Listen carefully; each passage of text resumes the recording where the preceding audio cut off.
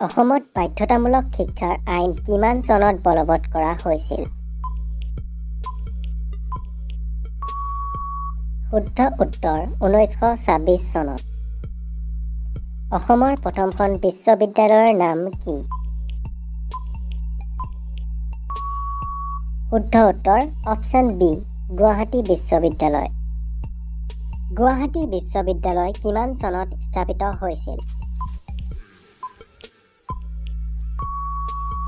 শুদ্ধ উত্তৰ option C 1948 চনত। গুৱাহাটী বিশ্ববিদ্যালয়ৰ প্ৰথমগৰাকী উপাচাৰ্য কোন আছিল?